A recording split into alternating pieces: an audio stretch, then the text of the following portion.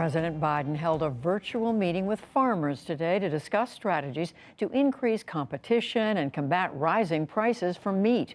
With bigger farms taking over a larger share of the market overall, many smaller dairy farms are also at a crossroads where they have to adapt or call it quits. From Milwaukee PBS and the Milwaukee Journal-Sentinel, Rick Barrett investigates how some of the smaller farms in central Wisconsin are turning to technology to survive. Dennis and Susie Rail are third-generation dairy farmers in Clark County, Wisconsin. Like many others, they've gone through tough economic times. I think our biggest challenge on the farm, other than financial, is hired help. It's getting people here. It's really tough.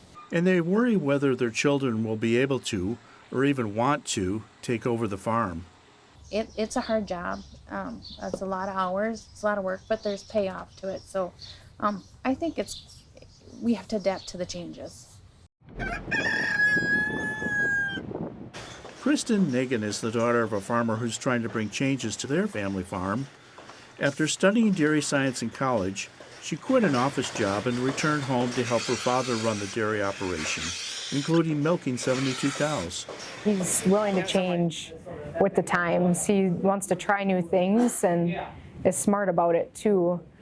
And he does listen to his kids, so that helps. He has a very open mind, which is not easy for a lot of farmers, especially older farmers, to open up and let their kids come back and teach them something different.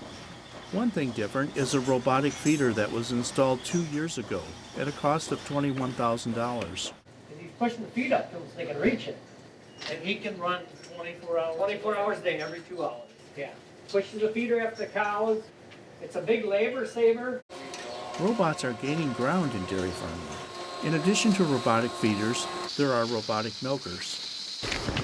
I've been doing it forever, but I still learn things every day. At his farm in Clark County, Max Malm has installed 2 robotic milkers for his 350 dairy cows. Cows have to be milked every single day, so we looked at expanding, and we could hire people to milk, or you can choose robots. And how much would it cost for someone like to put in robots? They're anywhere from $200,000 to $250,000 per robot, and then you have to build the barn around it. You're looking at, for a 2-robot barn, easily $1 million. The Malms are part of about 1% of America's 31,000 dairy farms that use robotic milkers to help cut labor costs. While farmers have little say in milk prices, the U.S. Department of Agriculture says robots can provide up to nearly 30% cost savings in milking cows.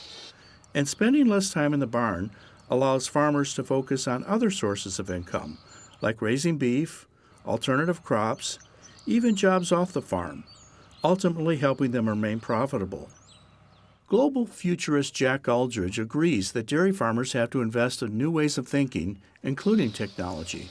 There are going to be manless tractors. There are going to be satellites looking down on your individual farm fields, identifying which crops are growing, which ones aren't, and you are going to be able to apply the exact amount of water, the exact amount of pesticide, herbicide, whatever you need on it.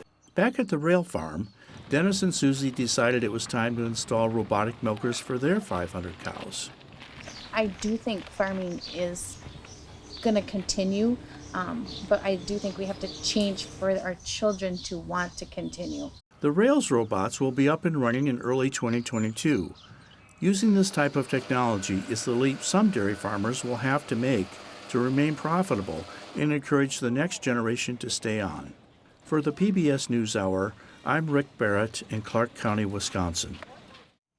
So glad to have this look at American farming.